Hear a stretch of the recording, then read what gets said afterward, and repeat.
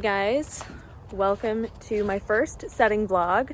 I'm going to be vlogging this week of setting BlocBuster, which is Climbers Rock's iconic competition for bouldering. We just got to the gym. It's 8:15 p.m. on Sunday, and we are going to strip the boulder wall after the gym closes, and then we are going to have an easier day tomorrow on Monday because the whole wall will be empty and stripped. So come along as we strip the wall. That's all we're doing tonight, by the way. Everything is ready for us to start stripping, and the holds room is looking juicy as ever with so many, like, all of our good holds have been kind of harvested for the comp.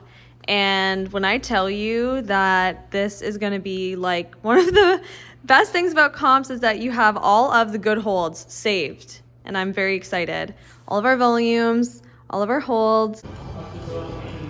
This is the part of the night where we play over under and we guess how many stripped holds are going to be on the wall. So we are stripping from the bulge, which is over there where the guys are, all the way, all of this to here. And this whole section is going to be finals and then also qualifiers. So we set finals first tomorrow, and then, you know, we'll have 8 climbs throughout here. And then tomorrow we have to tick them, tape them, take pictures, and then strip them so that on Tuesday we can actually set qualifiers in the same area. We have to use the same wall angles, and that basically just means a little bit more work, but we've got a really good team, so I'm not too worried about it. And I'm very excited because I get to set a men's boulder and a women's boulder for finals, which is really awesome. I think it's going to be a really good challenge for me. So we are going to get started. It's now almost 9, so it's time to start stripping. So I'm just going to set up my camera and kind of show you guys taking down all the holds, all these boulders. I hope you guys enjoyed them as much as I did, because you're never going to see them again. So.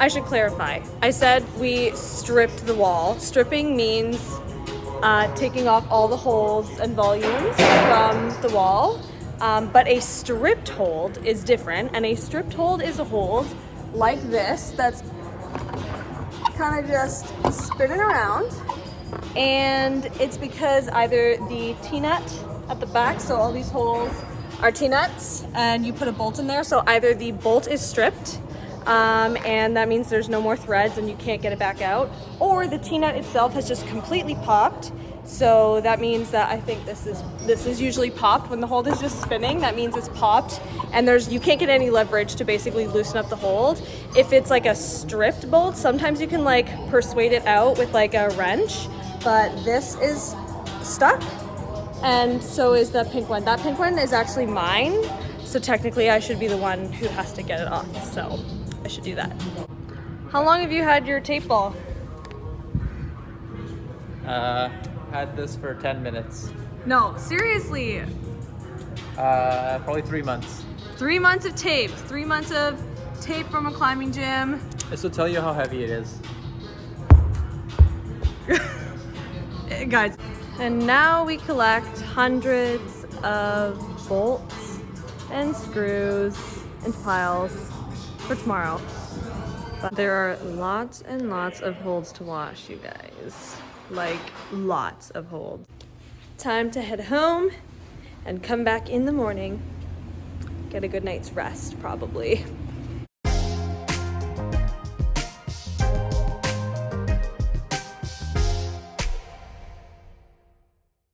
Good morning, guys. It's another day in the workroom. We have started taking out all of the holds into the main gym so we can get ready to set finals. And I think we're just grabbing all the good stuff. This was left behind. I love love these holds.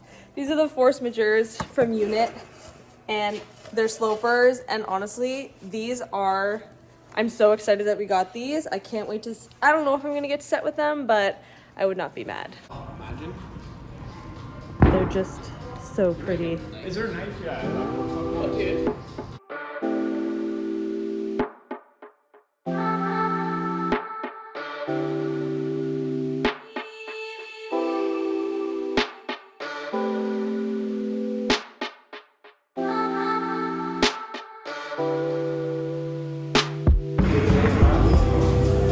Force majeurs, borderline minis, We added a non-binary blue final pill. round, so we have to set. Okay, everything is unpacked. All of the new holds. So many, you guys. So exciting. And now we have a whiteboard, basically M1 to M4, F1 to M4. You can kind of see there's tape to show, oh my God, it's backwards. Tape to show the sections that we'll be setting. And this wall is concrete, so it's a little bit harder to set on, especially for fiberglass, because the walls are not perfectly flat sometimes, which means you can't place a really big footprint hold on the wall. So it's gonna be a bit of a challenge to get this day started and get some stuff on the wall. I think we're gonna start with some of our volumes and then kind of work from there. But I don't know what I'm setting with yet. I just know I'm setting one M and one F boulder. So let's get the day started. Like the best one would be So that would be that, I probably think. 3. but flipped. Whoa. You know what I mean? Yeah. So 3, 1, So 3, go 1. M3, F1. Guys, somehow I ended up setting the V10 M3 super hard and the F3 super hard. So yeah, I don't know. I just wanted to show you guys the different themes that we had in mind for all of the finals boulders. So M1 was tricky, funky, weird, M2 complexity, M3 intense, and M4 is showy, dino, something crazy. F1 intense, F2 tricky, funky, F3 complexity, and F4 was a showy, dino, and risk. So the reason why we wanted M4 and F4 to be a little bit more showy with a dyno is because those are the last climbs that the final competitors are coming out on. So for a good show, it kind of feels like you want them to be, you know, maybe a crazy dyno, maybe something people really want to watch. The other thing we had to think about was colors, where different hold colors were going to go. Sometimes in a finals, you can do 2 colors on a climb, which definitely gives a lot of opportunity to be creative because you don't have to be limited to just what you have in that one color. But for the sake of this competition, and you guys can see how small these sections are, doing 2 colors felt like it might just be a little too complicated. And we wanted the black tape between each climb to be soft. So the best way to do that is kind of, you know, to have it be one color. So it's pretty clear indicator that, you know, if you're on yellow, then black and green are not your climbs. Whereas if this was like yellow and blue, and then we had black and red, and then, you know, green and yellow, it might be a little bit more complicated which ones you can use. So that was kind of our plan for this. If you're a competitor, I don't know, let me know if you agreed with the way that these ones felt, maybe. So some of the themes that you might see in a bouldering comp might be risks. So a risky boulder might be something where the climber has to, quote, like take a risk. So standing on volumes or doing like a really insecure off-balancey jump. There could be, you know, a dynamic move, like a jump or something like that. Could be complexity, which means that right off the bat, the competitor is looking at the boulder and maybe not understanding what the setter wants them to do because there's extra holds or holds are kind of spun in a weird way. So that would be like a complex boulder. Intensity, so on an overhang, you're gonna have like really big slopers or maybe something a little bit harder. Honestly, just wrote things also like funk. A funky boulder is just, I guess, a funky boulder, something that's just like kind of weird, maybe awkward position. You know, when we set for our members, we try to make sure that, you know, you have nice feet everywhere and you're not put in these like super weird positions, like off balancey type stuff. But in a competition, you might want a competitor to be in that position or feel that way because you want them to fall. Ultimately, in a comp, if everyone gets to the top of the boulder in the same amount of attempts, that's not a good comp because then people are going to get the same score. You're trying to get people to fall at different, times in the boulder, and so each move has to be kind of calculated so that, if this move you think this person might get, the next move might be a little bit harder. Some people get it, some people don't, and then kind of so on and so forth. And you also want to keep things fresh. You want to use, like I said, you don't want to do, 2 or 3 toe hooks in the same climb or even in the same round. When you set a comp boulder, you have to remember that the athletes are climbing everything throughout all the boulders you set, usually in their qualifying round. So in this case, they've got 5 boulders to climb for qualies, 4 for finals. So if every boulder has a toe hook, it's kind of, there's not a lot of diversity, so we really have to communicate with each other while we're setting. We're looking over at our, teammates being like, hey, what are you putting up? What's that move? I don't want to set something too similar. We're just going over the sections, trying to make sure that everything's going to fit and make sure that the sections will be big enough that things will be cool and the round has to run properly. Too many cooks in the kitchen. I'm listening, but I trust my team.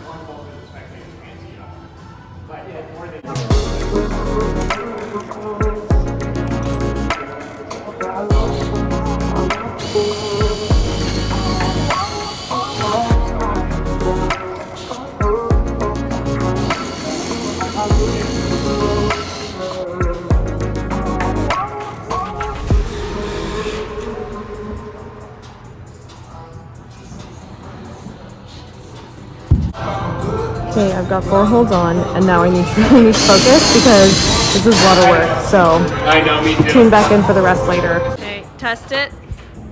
Please. Oh my god.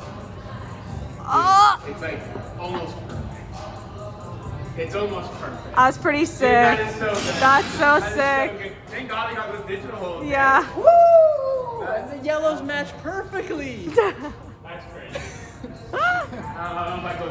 Yeah, that's a bit of a reach, but I finished my first boulder, and I mean, it'll probably change in forerunning, and now I'm going to set my second boulder. This is my female boulder, V9. Complexity was the theme, and my next boulder is going on the bulge over here, and it's M3 maybe. It's supposed to be, I don't know, intense. I'm gonna use blue holds. I'm very excited. So here we go. It's, oh my god, it's 11:30. It's almost noon. Okay, I gotta get to it. Tom is literally setting straight fire right now.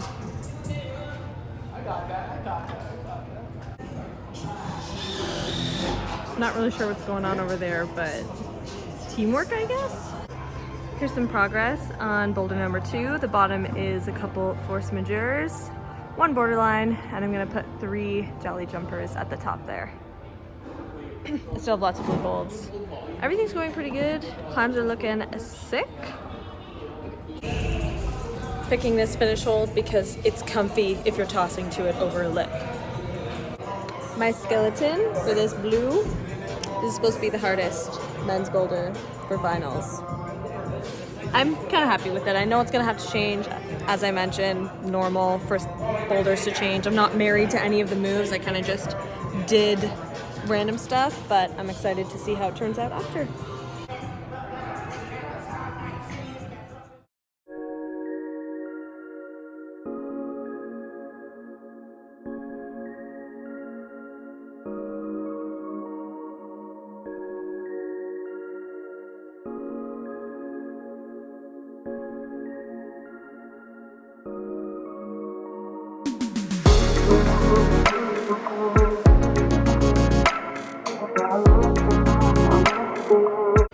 Time to start forerunning. Excited to try all these boulders and probably not send a single one, because if I can send them, they're definitely way too easy.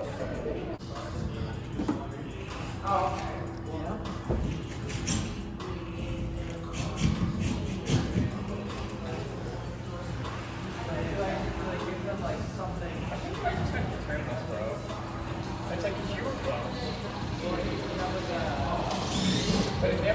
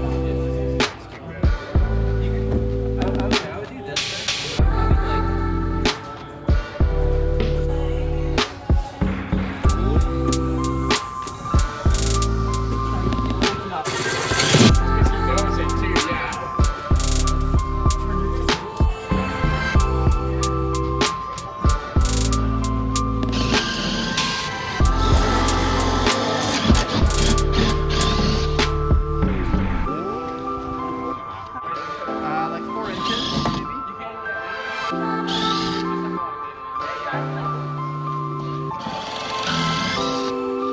Size of what? Yeah. Yeah. Yeah.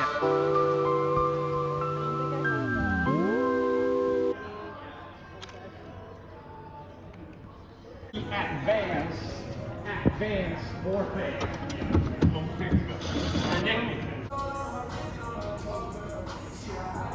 Doesn't look like the foot was really able to.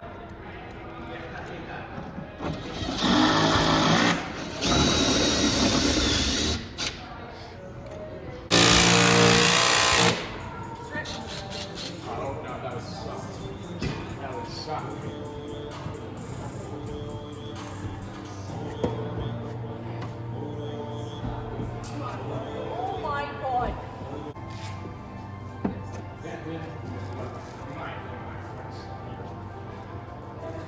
Oh my god. How did you get anything?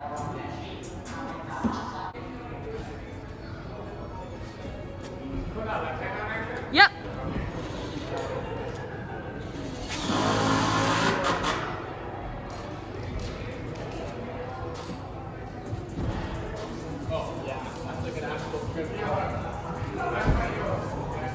Yeah.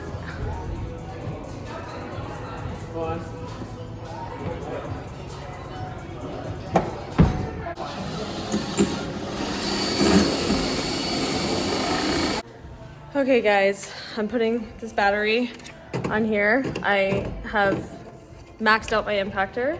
I had to step away because I had to tweak my boulder so many times. It looks almost the same, but I had to move fiberglass, and let me tell you guys, it's now 5:24. We've been here 9 hours, and setting on concrete, if you're a root setter, maybe you know this, but it is literally double the work because you have to pre-drill each hole into the concrete with a concrete bit, and then you have to switch bits and put a screw in.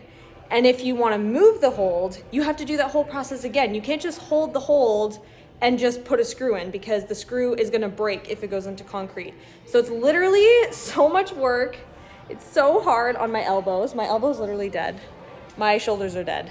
And I was just holding things, and like, I think it's just the point in the day where my creativity is really just gone, and I'm really just tired and over it, and I hate all my boulders. But I know that's just because I've been staring at it for so long, so it'll be fine. And I know that they're great. I'm super happy with how they turned out. I think I just moved things around so much that like now I just don't want to look at it anymore. And I don't know if any other root setters can relate to that, but that's how I feel. So I'm gonna go out, because now we have to take pictures, tick all the holds, and strip everything, label everything, make sure we know how to put it back up on Saturday, because we are putting these climbs back up on Saturday after the qualifiers. So let's go get this done so I can go home. Now we tick everything. We put little tick marks like this, 1, 2, and 3, and then we take it off. And then we label it with tape on the inside.